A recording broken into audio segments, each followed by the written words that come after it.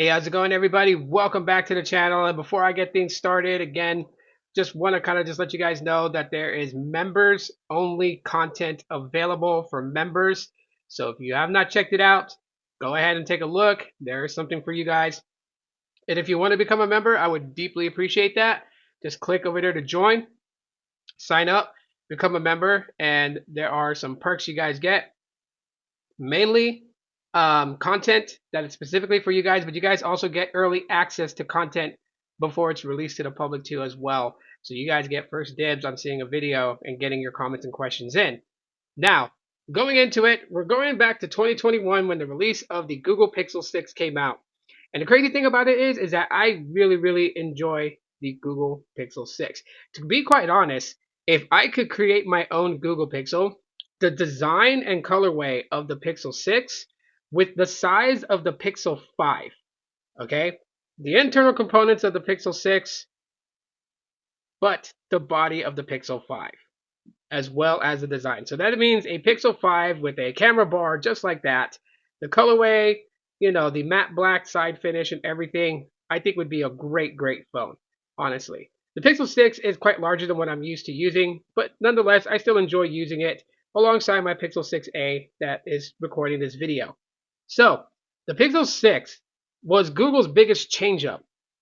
It changed up the design, it changed up the internal components with the Tensor G1, it changed up the camera sensor. There was a lot of changes in the Pixel 6. We got the Samsung GN01 50 megapixel camera sensor. We got an ultra wide. We got this black camera bar that kind of like goes well with the matte black rail sides. Got your bottom firing speaker, your microphone next to that, Type-C port there, and another speaker on top here. Punch hole selfie cam moved from the left to the center. Nice googliness to it, right? Kind of coral. Got this pink backing to it, which is glass, and it's slippery beyond anything. And then you got this coral reddish color on the very top above the camera bar. Now, as far as performance, this is up to date to Android 14, and it does very well, very decent. The only thing I like about the size of the device is when I'm watching media, the display is just nice for watching media or even playing some games. But on an everyday handled use, it is kind of hard for me to hold it, especially when it's slippery, especially when it was new out of the box. Oh my gosh, when this thing was new out of the box, can you say slippery salmon? Because that's what I felt about this phone.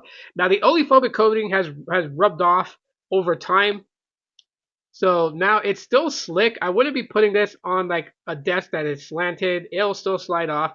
But in your hands, you may have a slight grip of it. It's only when your hands get sweaty is when it will start to get very slick again. The only saving grace to that is that this camera bar right here, if you guys can see, it's a little protruding and enough for your finger to kind of rest against it to kind of take a lot of the weight off the bottom of your hand. That does help from time to time. Performance-wise, I had a lot of bugs when it came out, and that's obviously because Google was stepping into new territory. They were making their own in-house chip, and so yeah, there was going to be a lot of trial and error, bugs, and things they would have to fix over time. I say that this was the very beta of Google Pixel Chapter 2. Literally everything that was an issue with the Pixel 6 was ended up slightly corrected in the Pixel 7, definitely corrected in the Pixel 8. It is a good phone. Solid good phone, especially if you want to go for this one. I mean, you can probably find this for 250 bucks or less. That's just being honest. I've seen people literally sell this thing for about 160 bucks. So it's just a look at the draw of who you find out there that's selling it. Mine's is almost in pristine condition. The only issue I have with the Pixel 6 is that the actual physical SIM card port was, for some reason, just quit. It doesn't read any physical SIM card that I throw in there. However, the eSIM still works on this. So I can still use this. I would just have to activate with eSIM. So Boost Infinite's out of the picture because they don't do eSIM for Android yet. Other than that, the audio on this thing is pretty decent. Photos, they're a little wonky. I mean, you can get some good photos with the Pixel 6 at times, and then at times, it just seems a little bit weird, which is why I kind of prefer my Pixel 6a over the Pixel 6, is because the 6a has the same sensors as my Pixel 5. It's got the Sony IMX363 12.2 megapixel camera. This has the Samsung GN01 50 megapixel camera sensor, and you could definitely tell when this came out that Google was straight optimizing for the 12.2 megapixel, and that they hadn't catch the Pixel 6 up to having it fully optimized for the photos that this sensor was going to take. Good idea that Google kind of just created its own identity, going away from that design. I mean, the Pixel 5's design's okay. You know, you look at the iPhone 12, they're pretty much similar as far as like the camera housing. But for Google to go this route, I think is a pretty good idea, which is also why I say that everything of the Pixel 6 and the size of the Pixel 5 would have been great, along with the Pixel 5's battery. That's one thing from the Pixel 5 I would love to transfer over. I had to make my own hybrid of these two. It'd be the size and battery of the Pixel 5, the internal components, the cameras, and everything else about the Pixel 6, including the design. Put a camera bar over there. Would have been totally great. In-display fingerprint sensor on the Pixel 5 would have been dope.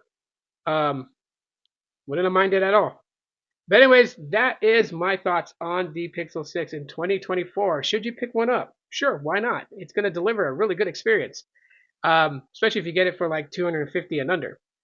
But yeah, let me know what your guys' thoughts are. Y'all know where to do that in the comment section of the video. Smash the like button if you guys enjoyed today's video. And also, any questions you guys may have, leave it in the comment and I'll get back to it as soon as I can. Thanks for checking out this video. As always, peace.